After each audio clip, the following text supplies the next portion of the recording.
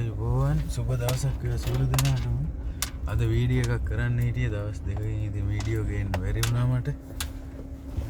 අද ඉතින් ආව කාන්තාර ප්‍රදේශයකට දවස් දෙක තුනකින් ආවේ නැත්නම් ඉතින් අනිවාර්යෙන් එන්න ඕන ඇවිල්ලා යන්න චෙක් කරන්න.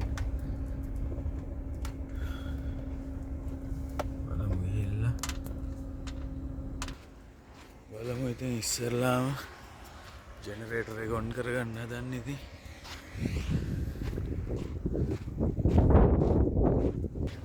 ඉතින් ජෙනරේටර් එක ඔන් කරගත්තා. දැස්ස බැලලා ඉරිලා වෙනදා වගේම තමයි ඉතින්.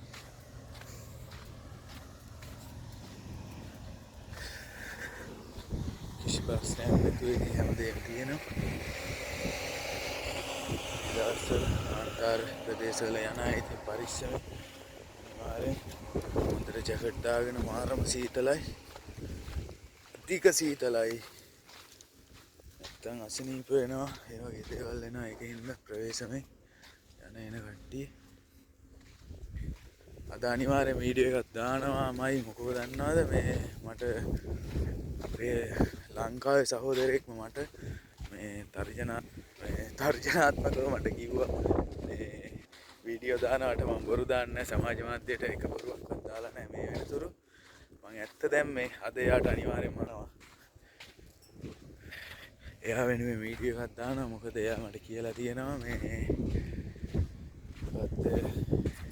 මම කලින් වීඩියෝ එක දාලා තිබුණා අපේ ලංකාවේ සහෝදරිය මෙහෙට ආවට පස්සේ එයාලව අලෙවි කරන මිනිස්සු ගැන. හැබැයි මං කාගේවත් නමක් කියලා එහෙම වීඩියෝ දාලා තිබුණේ නැහැ.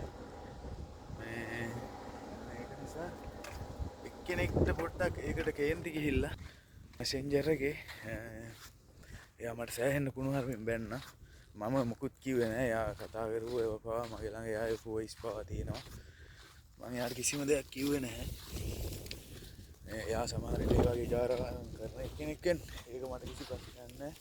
අපිට මිනිස්සු කරන දේවල් නවත්තන්න බෑ. මම කිව්වේ අපේ රටේ සහෝදරියන්ට වගකීමක් නැති කියන විතර. පව මිනිස්සු කරදර වෙලා එම්බසි ඒජන්සි අර කරදර වුණාම කට්ටිය පැනලා එයාගේ ප්‍රශ්න දානවා. එතකොට මේ මිනිස්සුන්ට ලෙඩක් හදවලා තවත් කරදර වලට මුහුණ දෙන්න සලස්සලා ඒ මිනිස්සුන්ගේ ඒ මදිවට ඒ මිනිස්සුන්ගේ සල්ලි ටිකත් අරගෙන අන්න එහෙම තමයි අන්තිමට යන්න වෙන්නේ.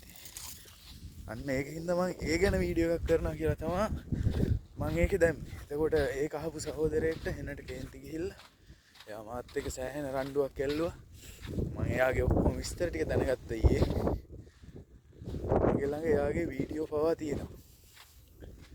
කාන්තාවන් ගෙනහිල්ලා 250ට 260ට ගෙවල් වලට විකුණලා මේ ඩිනාර් 20ක් 30ක් සාක්කුවේ දාගන්න එයාගේ විස්තර ඔක්කොම මගේ ළඟ තියෙනවා.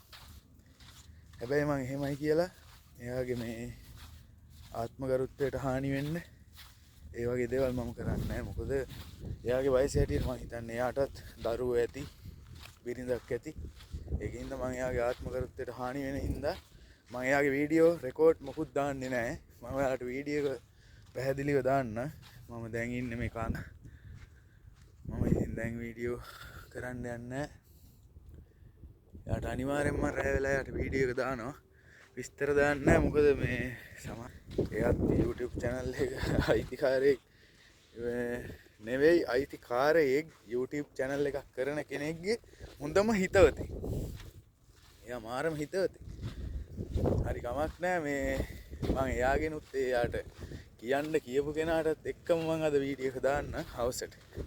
හරි එහෙනම් හැමෝටම පරිස්සමෙන් ඉන්න. හැමෝම කාන්තාර ප්‍රදේශවල යන අය නම් අනිවාර්යෙන් මේස් දෙක ජැකට් එක ඒවා පාවිච්චි කරන්න. පරිස්සමෙන් ඉන්න හැමෝම. හරි එහෙනම් හැමෝටම තෙරුවන් සරණයි.